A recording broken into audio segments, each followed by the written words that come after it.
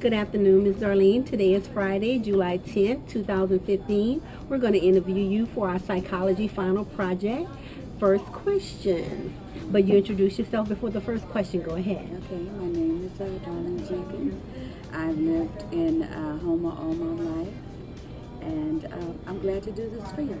Wonderful, wonderful. First question. Mm-hmm. For your family, career, and as a philanthropist or charity and cause, name some things that are important to you and in that order.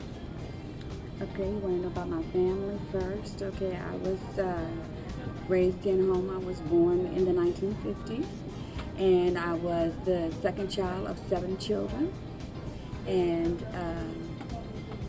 that was a great thing.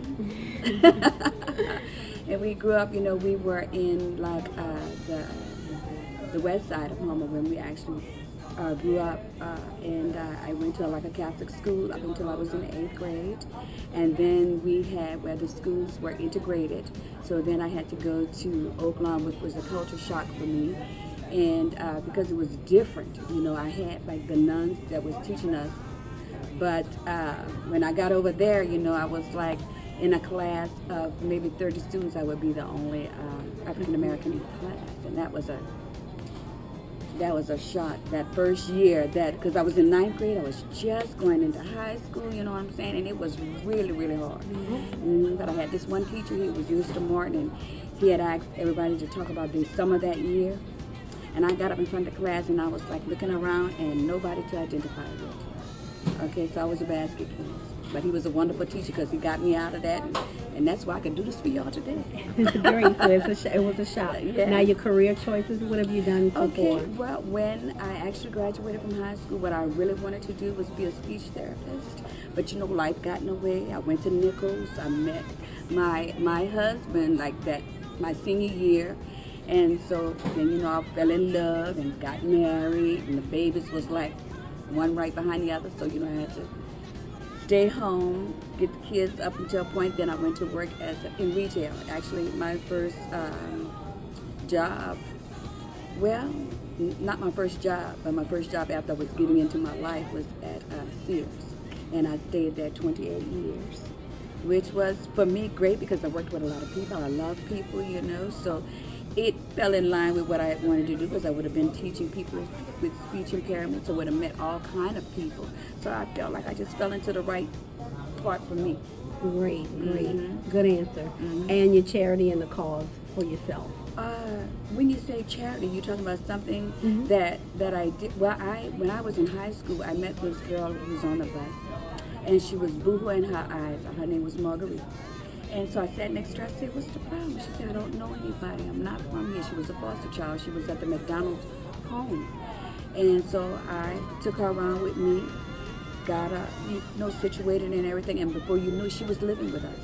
I had convinced Mom and Dad to take her in. Now, mind you, with us 7, we had one more.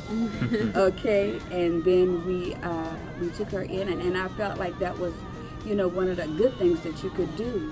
Until this day, she lives in Texas now, but to this day, we still keep in touch.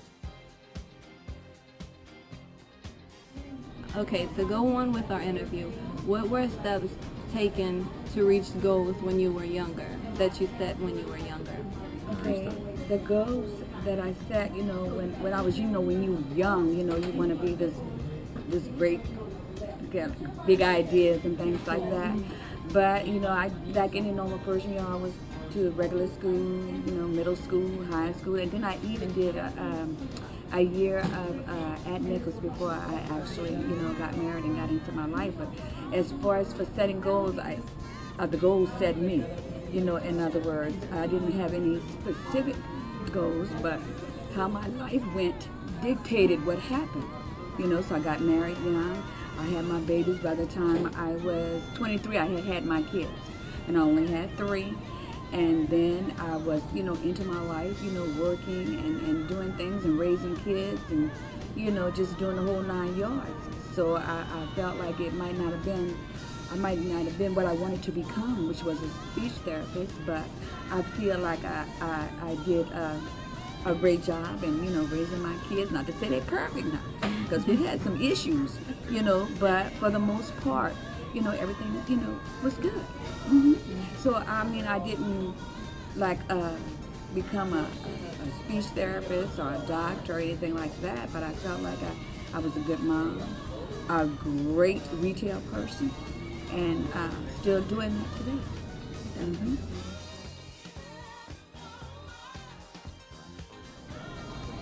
Okay, the next question is, do you have any regrets or changes you would make?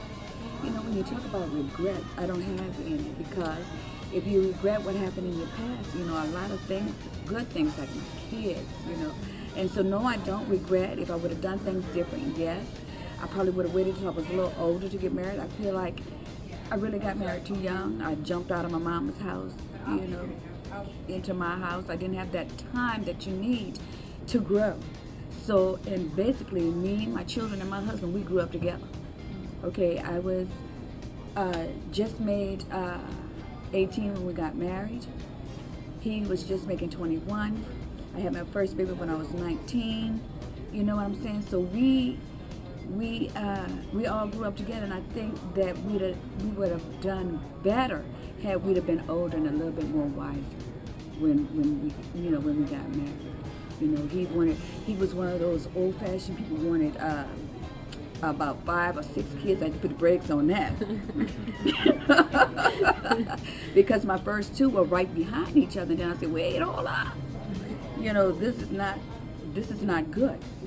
Because we young, we got things we want to do, and we got the babies now, so we got to put the brakes on everything and get them where they need to be. So the only thing, if I could do a do-over, would be to wait, to go out and experience a little bit more of life, have my own apartment, go out with the girls. And that's what I encourage my daughters to do. You see, because I figured that was something that you need, to do. So if I had, I don't have any regrets, but if I could go back, that's what I would do. Yeah. In conclusion to our project, we think that Ms. Darlene's legacy, in our opinion, is that she's leaving a legacy to the younger generation that we need to have more patience, and we also need to know that life is not so instant in success, that it is a process.